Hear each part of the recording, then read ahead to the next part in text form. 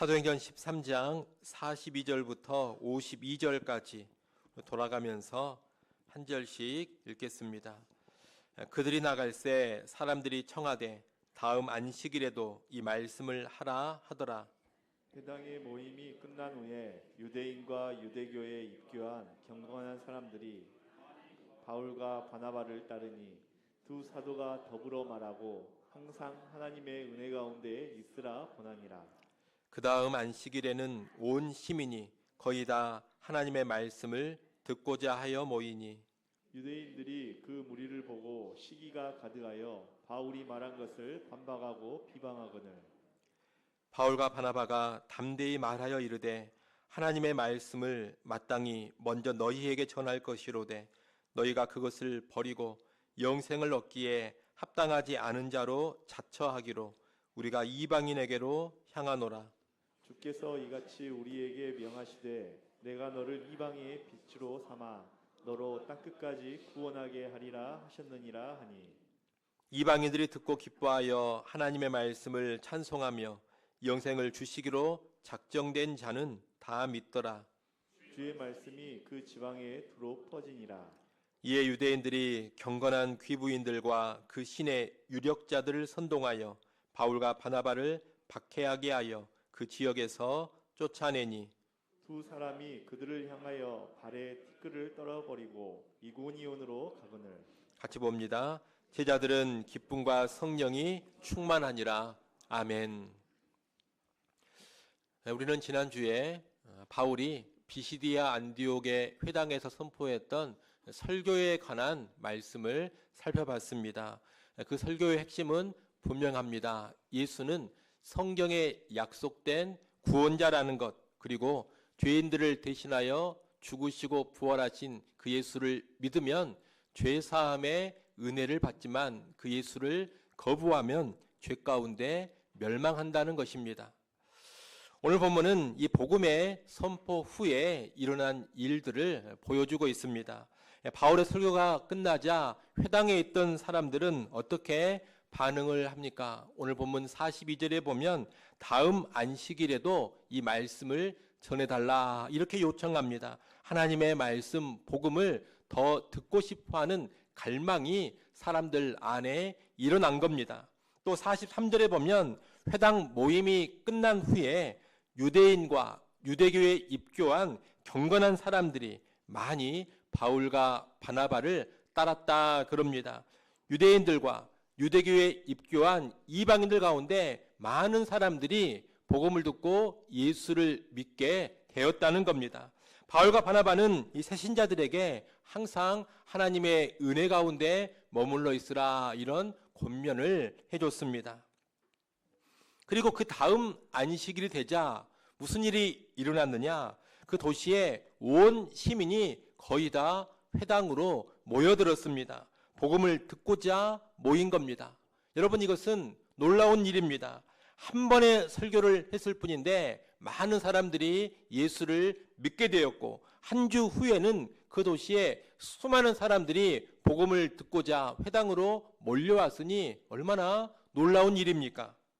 이것은 결코 바울의 언변이라든가 바울의 수사학 때문이 아닙니다. 여러분, 이것은 복음 자체의 능력입니다. 복음은 단순한 지식이 아닙니다. 복음은 생명의 능력이요, 복음은 구원을 주시는 하나님의 권능입니다. 그래서 복음이 전해질 때 무슨 일이 일어나게 되느냐? 복음이 전해지면 사람들이 예수를 믿어 구원받는 일이 일어납니다. 그리고 사람들 안에 말씀을 더 듣고자 하는 갈망이 일어나게 되는 겁니다. 이것은 사람이 그렇게 하는 게 아닙니다. 복음 스스로가 그렇게 역사하고 복음 스스로가 그렇게 일해가는 겁니다. 그러니 오늘 우리가 복음을 전할 때 복음 자체에 능력이 있다, 이 복음 자체에 생명력이 있다라는 것을 꼭 기억하시기를 바랍니다. 여러분, 우리는 그저 그 생명의 복음을 흘려보내는 통로에 지나지 않는 겁니다. 우리는 복음을 전하는 도구에 지나지 않습니다. 복음은 스스로 일해갑니다. 복음은 그 복음이 역사해야 할 곳에서 역사해야 될 사람들 안에서 스스로 역사해 가는 겁니다.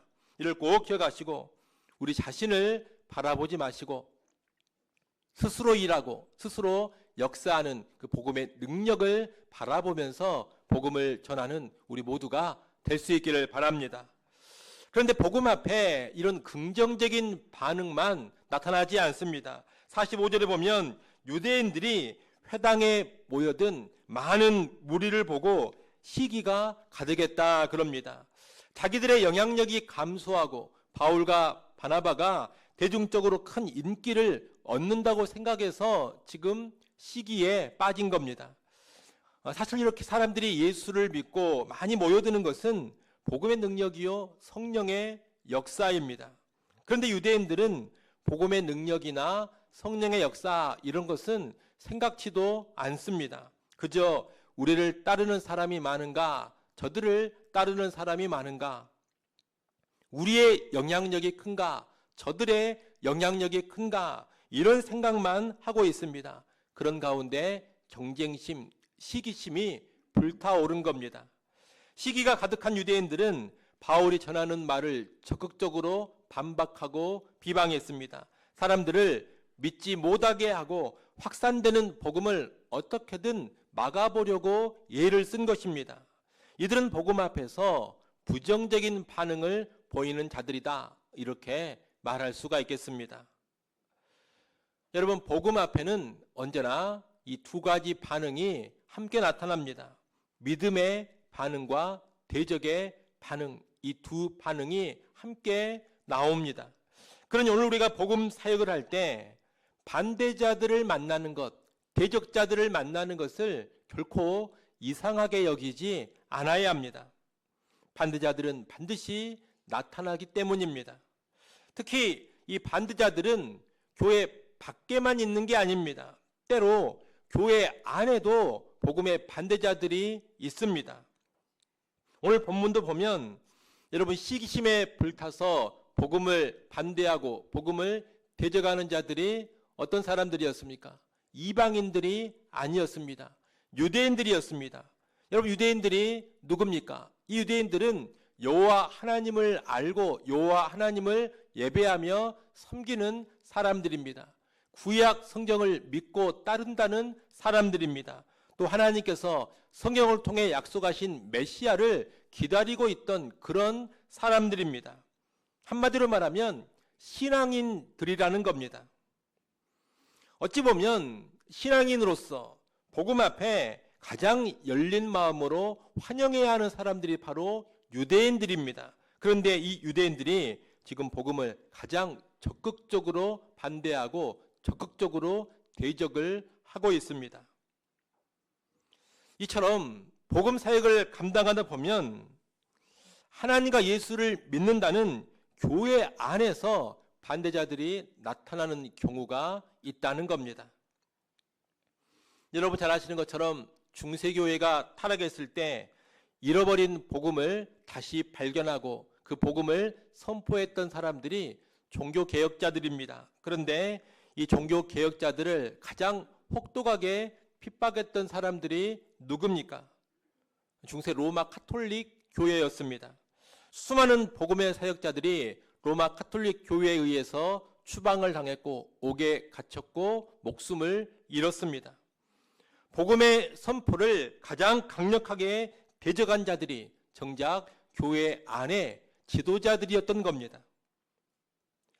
18세기에도 비슷한 일이 있었습니다. 18세기에 소수의 전도자들이 아메리카 대륙의 인디언들에게 복음을 전하고자 했습니다. 인디언들에게 복음을 전하는 선교 사역이 펼쳐지고 있을 때도 이 인디안 선교를 가장 적극적으로 반대한 사람들이 영국 교회의 지도자들이었습니다. 어떤 이들은 이 인디언들은 복음을 이해할 능력이 없는 미개한 자들이기 때문에 복음을 전할 필요가 없다 그랬습니다. 심지어 인디언들에게 영혼이 있기는 하겠는가 이렇게 의심하면서 차갑게 선교를 외면하고 반대했습니다. 도와줘도 시온찮을 판에 선교를 폄훼하면서 복음의 길을 막아섰던 겁니다. 교회 밖에 사람들이 그랬던 게 아닙니다. 교회 안에 사람들이 그랬습니다. 한 교회 안에서도 이런 일이 일어나곤 합니다. 복음으로 교회를 새롭게 하고 복음으로 교회를 세워가고자 할 때 의외로 교회 안에서 반발이 일어나는 경우가 꽤 많습니다.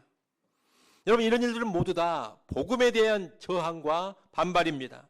마귀는 교회 안에 사람들까지 동원을 하고 이용을 해서 복음을 막는다는 겁니다.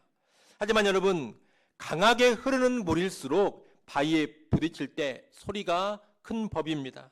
복음에 대한 강한 저항과 반발은 지금 복음이 그 땅의 영적 기류를 강하게 흔들고 있다는 증거입니다. 복음이 강하게 역사하기 때문에 그만큼 마귀가 더 강력하게 회방을 하는 겁니다. 그러니 여러분, 복음 앞에 나타나는 대적과 저항과 반발을 두려워하지 마십시오. 강한 대적, 강한 저항, 강력한 반발이 나타나는 것은 그만큼 마귀가 긴장하고 있다는 증거입니다. 이를 아시고 대적과 저항과 반발 앞에서도 복음의 사역을 언제나 강하고 담대하게 감당해가는 우리가 될 수 있기를 바랍니다. 유대인들이 이렇게 복음을 강하게 거부하며 대적하자 바울과 바나바가 어떻게 하느냐, 46절에 반응을 보입니다. 여러분, 46절 말씀을 여러분이 한번 읽어보십시오. 46절 말씀 읽습니다. 바울과 바나바가 담대히 말하여 이르되 하나님의 말씀을 마땅히 먼저 너희에게 전할 것이로되 너희가 그것을 버리고 영생을 얻기에 합당하지 않은 자로 자처하기로 우리가 이방인에게로 향하노라. 아멘. 이 바울과 바나바는 대적하는 유대인들과 소모적인 감정 싸움을 하지 않습니다. 대신에 전략적인 전환을 선언합니다. 우리는 이방인들에게로 가겠다는 겁니다. 원래 이 복음이라는 것은 유대인들에게 먼저 전해지는 것이 맞습니다. 유대인들에게 복음이 먼저 전해지고 그 뒤에 이방인들에게 전해지는 것이 하나님의 원래적인 뜻이었습니다. 그러나 유대인들이 복음에 아주 강력하게 저항을 하자 이제부터 이방인들을 복음 전파의 주 대상으로 삼겠다, 이렇게 선언을 한 겁니다.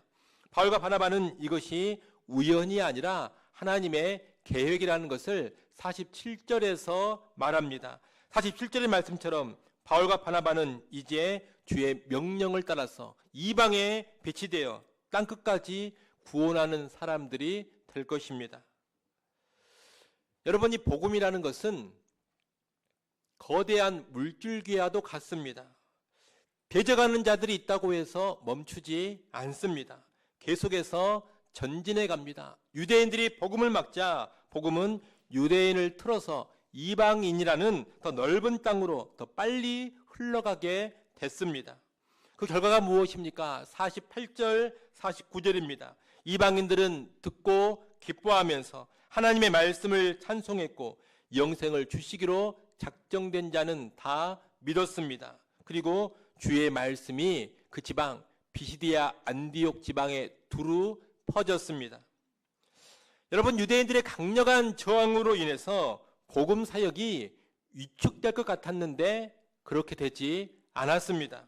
그 일로 인해서 복음의 물줄기가 이방인들에게로 더 크게 향하게 됐고 수많은 이방인들이 복음을 듣고 예수님을 믿어 구원받게 됐습니다. 또 복음이 비시디아 안디옥 지방에 두루두루 퍼지게 됐습니다. 복음에 대한 저항이 오히려 새로운 문을 열고 더 넓은 사역의 장이 펼쳐지게 한 겁니다.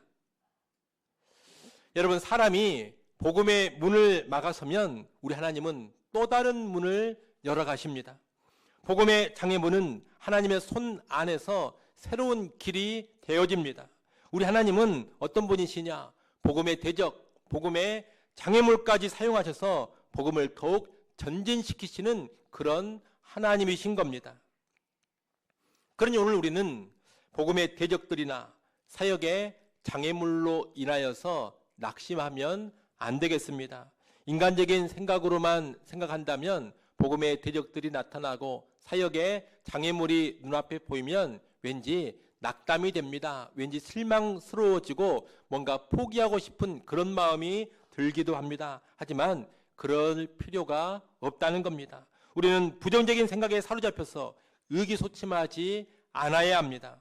오히려 새로운 문을 여시는 하나님을 바라봐야 합니다. 사람이 이쪽 문을 막아서면 하나님은 새로운 문을 여신다. 하나님은 복음의 장애물까지 사용하셔서 복음이 더 신속하게 더 널리 선포되게 하신다. 여러분, 이것을 믿고 그 하나님을 바라보면서 더욱 적극적으로 나아가야 하는 겁니다. 바울과 바나바의 사역으로 인해서 온 도시에 복음이 전해지고 더 많은 이방인들이 예수를 믿게 되자 유대인들의 저항은 더욱더 강력해집니다. 오늘 본문 50절에 보면 이 유대인들이 이제 어떻게 합니까? 경건한 귀부인들과 그 신의 유력자들을 선동해서 바울과 바나바를 아예 그 지역에서 쫓아내 버립니다. 이 경건한 귀부인들이란 유대교의 회당 모임에 참석하는 이방인 귀족 부인들을 가리킵니다. 유대교에 관심 있는 이방인 귀족 여인들이다, 이렇게 이해하면 되겠습니다. 그런데 이 귀부인들의 남편이나 가족들이 주로 어떤 사람들이냐? 도시의 권력을 가지고 있는 도시의 유력자들입니다. 유대인들은 이 귀부인들을 동원해서 도시의 유력자들인 남편, 가족들을 움직여 가지고 바울과 바나바를 그 도시에서 추방시켜 버린 겁니다. 그 도시 안에서 아무리 반박하고 복음을 회방하고 대적해도 복음의 확산을 멈추게 하지를 못하니까 결국 이 두 사람을 추방시켜 버린 겁니다. 결국 비시디아 안디옥에서의 복음 사역은 어떻게 마무리가 됩니까? 바울과 바나바 이 두 선교사의 추방으로 마무리가 됩니다. 선교사들의 추방으로 이 복음 사역이 마무리되니 부정적인 상황입니다. 이런 상황에서 힘이 좀 빠질 것 같습니다. 하지만 그렇지 않습니다. 51절을 한번 보십시오. 51절 말씀 우리 같이 한번 읽겠습니다. 함께 읽습니다. 두 사람이 그들을 향하여 발에 티끌을 떨어버리고 이고니온으로 가거늘. 아멘. 바울과 바나바는 복음을 대적하는 유대인들을 향해서 발에 티끌을 떨어버렸다 그럽니다. 발에 티끌을 떨어버린 것은 예수님의 말씀대로 한 겁니다. 예수님은 마태복음 10장 14절에서 전도와 연관해서 이런 말씀을 하셨습니다. 누구든지 너희를 영접하지도 아니하고 너희 말을 듣지도 아니하거든 그 집이나 성에서 나가 너희 발에 먼지를 떨어버리라. 이 발에 티끌, 발에 먼지를 떨어버리는 것은 어떤 의미냐? 너희와 아무런 상관이 없다, 그런 의미입니다. 복음을 대적하는 자들에게는 하나님의 심판이 임하게 됩니다. 이 심판과 연관해서 너희가 당하는 심판은 우리와 전혀 상관이 없고 그 심판은 오롯이 너희의 책임이다, 이런 의미로 발에 티끌을 떨어버리는 겁니다. 이 예수님 말씀대로 바울과 바나바는 자기들을 추방한 복음의 대적자들을 향해 발에 티끌을 떨어버리고 이웃 도시인 이고니온으로 갔습니다. 여러분, 복음의 사역자는 반대에 매몰되지 않습니다.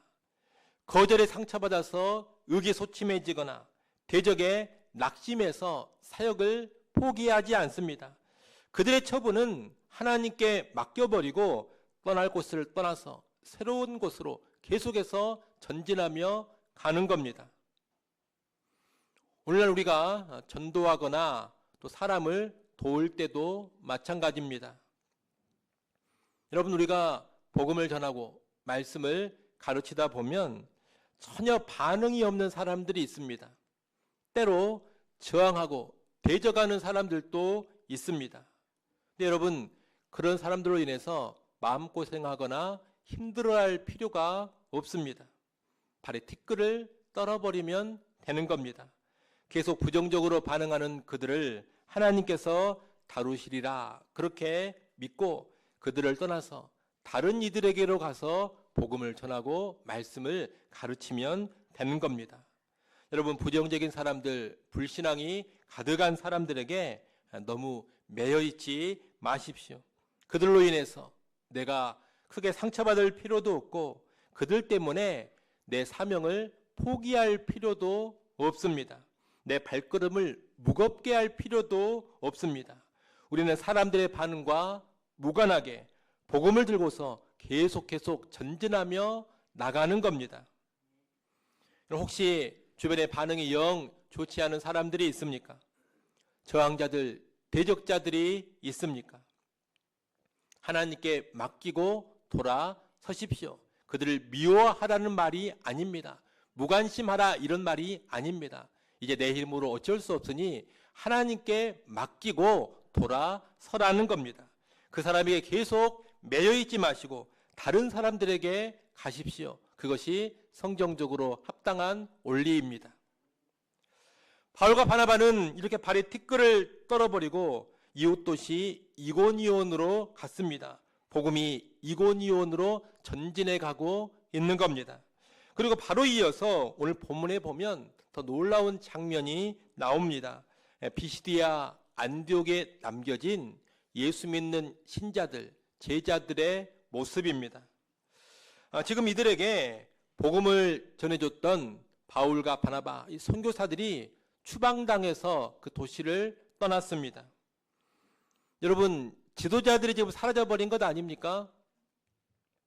그러니 어찌 보면 분위기가 어두울 수 있습니다. 이 남겨진 교회, 남겨진 제자들이 어떤 생각을 할 수가 있느냐? 아니, 이제 우리끼리 어떻게 신앙생활을 한단 말인가? 바울도 가버리고 바나바도 가버리고 지도자들이 다 가버리고 선교사들이 다 떠나버렸는데 우리가 신앙생활을 제대로 할 수 있을까? 이런 생각을 하면서 불안해할 수가 있습니다. 또 이 바울과 바나바가 지금 핍박을 받아 추방을 당하지 않았습니까? 그러니 또 어떤 생각을 할 수 있습니까? 우리에게도 핍박이 임하지 않을까? 우리도 어려움을 겪지 않을까? 이런 생각을 하면서 두려워할 수도 있습니다. 하지만 비시디아 안디옥에 남겨진 이 제자들은 그런 모습이 아닙니다. 오늘 본문 52절을 한번 보십시오. 52절 말씀 여러분 뭐라고 합니까? 제자들은 기쁨과 성령이 충만하니라. 기쁨과 성령이 충만했다 그럽니다.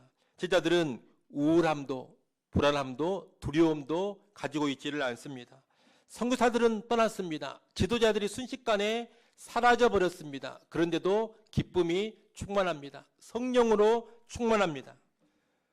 여러분, 이 모습은 비시디아 안디옥의 신자들, 이 제자들이 바울과 바나바와 같은 특정한 인간에게 매여 있는 그런 신앙의 소유자가 아니었다라는 것을 보여줍니다. 이들은 특정한 인간에게 매인 신앙이 아니라 복음에 매인 신앙을 가지고 있는 겁니다. 그들은 사람에게 의존하고 사람에게 좌우되는 그런 신자들이 아니었습니다.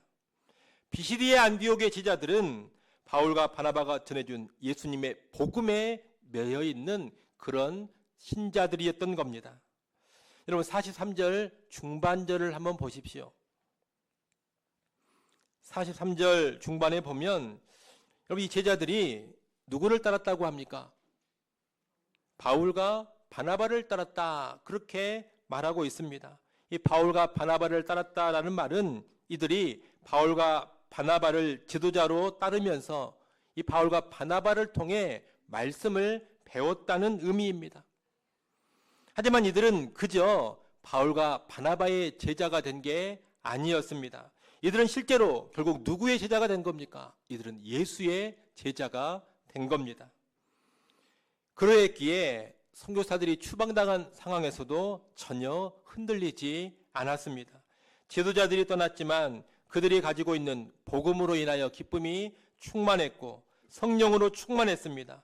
선교사들은 떠났지만 그들에게는 예수의 복음이 있습니다. 그리고 예수의 영인 성령님이 함께하고 계십니다. 그 복음과 성령, 말씀과 성령이 교회와 제자들을 굳건하게 지켜주실 겁니다. 그러니 아무런 염려할 것이 없는 겁니다.